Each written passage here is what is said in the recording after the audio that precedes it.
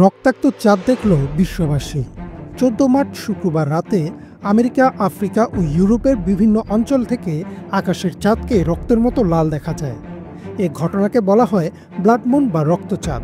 Mayan সভ্যতা, Inca সভ্যতা, প্রাচীন চীনা সংস্কৃতি, এমনকি আমাদের ভারতীয় উপমহাদেশের প্রাচীন সংস্কৃতিতে এই ঘটনাকে অশুভ সংকেত ধরা হতো।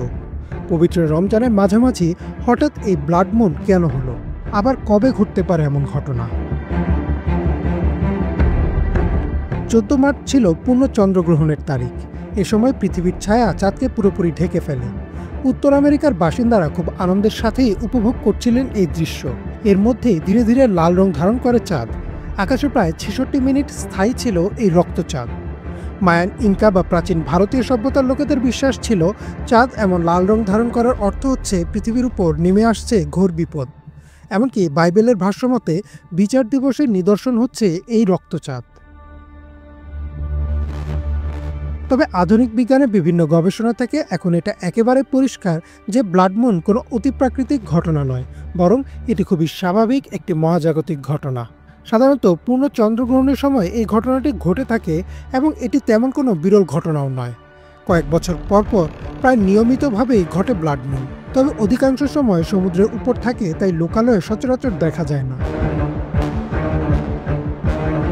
সহজ ভাষায় বলতে গেলে পূর্ণ চন্দ্রগ্রহণের সময় চাঁদ, পৃথিবী ও সূর্য একই সরলরেখায় থাকে। তখন পৃথিবী চাঁদ ও সূর্যের মাঝে চলে আসায় সূর্যের আলো ঠিকমতো চাঁদে পৌঁছতে পারে না। কিন্তু এই সময় পৃথিবীর বায়ুমণ্ডল সূর্যের সেই আলোকে প্রতিসরিত করে, যার ফলে সূর্যের আলোর বাকি রঙগুলো এদিক সেদিক ছড়িয়ে গেলেও শুধুমাত্র লাল রং চাঁদ পর্যন্ত পৌঁছায়। আর তাই পৃথিবী থেকে চাঁদকে লাল দেখায়। চাঁদকে রক্তের মতো লাল দেখায় বলে একে ব্লাড মুন বলা হয়।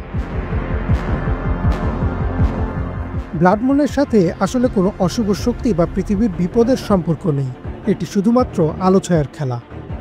এছাড়াও মহানবী সাল্লাল্লাহু আলাইহি ওয়াসাল্লাম বলেন, চাঁদ ও সূর্যের গ্রহণ কারো জন্ম বা মৃত্যুর জন্য হয় না, বরং এগুলো আল্লাহর নিদর্শন। তাই যখন তোমরা এগুলো দেখবে, ইবাদতে মনোনিবেশ করো। 14 মার্চের ব্লাড মুনটি বাংলাদেশ থেকে দেখা যায়নি, কারণ সে সময় বাংলাদেশের দিন ছিল। তবে এতে হতাশ হবার কোনো কারণ নেই। চলতি বছর 7 থেকে 8 সেপ্টেম্বর আরও একটি ব্লাড মুন হবে এবং সেটি বাংলাদেশ থেকেও দেখা যাবে বলে জানান দিয়েছেন গবেষকরা। আর খালি চোখে ব্লাড মুন দেখাও একেবারে নিরাপদ। কিন্তু যদি ভালো মানের দূরবীন অথবা টেলিস্কোপ থাকে, তাহলে আলোচনার খেলাটা আরও সুন্দরভাবে উপভোগ করা যাবে। ইমরান মাহমুদ, বাংলা ভিশন।